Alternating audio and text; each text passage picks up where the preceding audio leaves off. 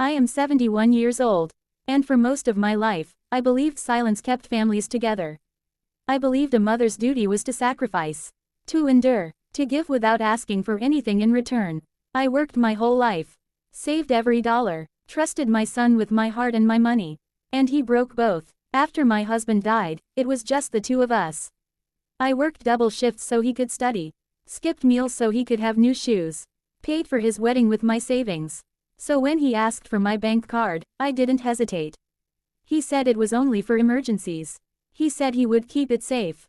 I believed him. At first, I noticed small charges, things I never bought, places I never visited. Then one morning, my hands started shaking.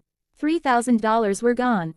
The bank confirmed the card was used in person, with a signature. I called my son. He said his wife used it. He said she needed things. He said it was not a big deal. That was the moment I realized something painful. I was no longer his mother. I was his wallet. I invited them for dinner, cooked his favorite food like when he was a child. After the meal, I placed my bank statement on the table. She did not look ashamed. She said I had given permission. I asked for my card back. She laughed. My son said I did not need so much money at my age. That sentence broke my heart. That night, I cried. But the next morning, I stood up. I canceled the card, opened a new account, changed my PIN, moved my savings. 2 days later, my phone would not stop ringing. They said the card was not working. They said I embarrassed them. They said I was selfish. I replied with one sentence. I finally chose myself. Within months, their lifestyle collapsed. The expensive car was gone. The shopping stopped. The luxury apartment disappeared. She moved out. My son called me crying. He said he did not realize how much they depended on me. I told him that was the problem. Today, I live quietly. I travel once a year. I buy myself good shoes. I eat good food. I learned that love does not mean being used.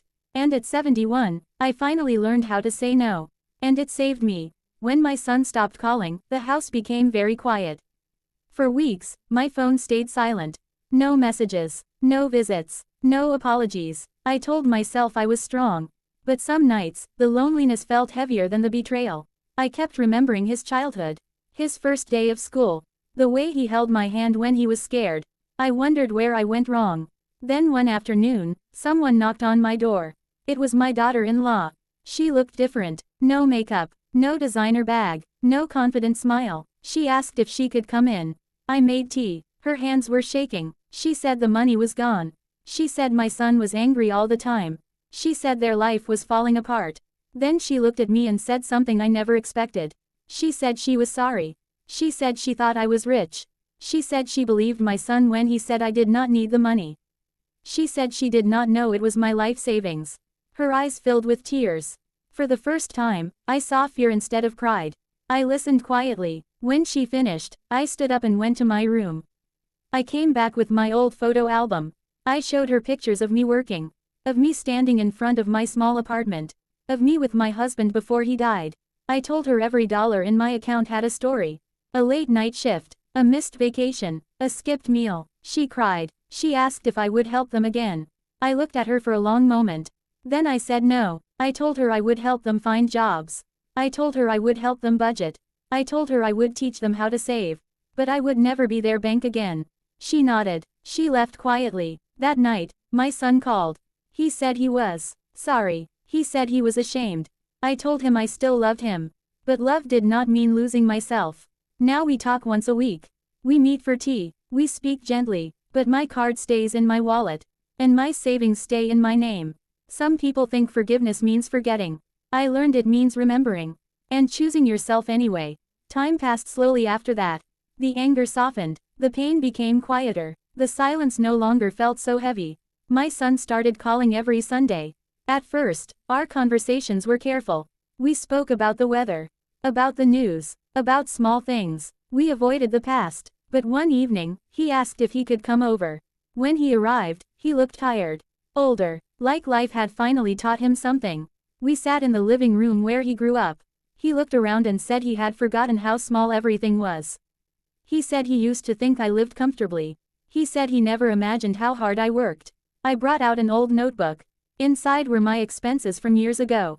Rent, food, School fees. Medical bills. I showed him the pages. I told him every number was a sacrifice. His eyes filled with tears. He said he was sorry. Not for the money, but for treating me like I was invisible. That apology meant more than any amount he could return. He said he and his wife were both working now. They had a small apartment. No luxury, no comfort, just responsibility. He said they were learning.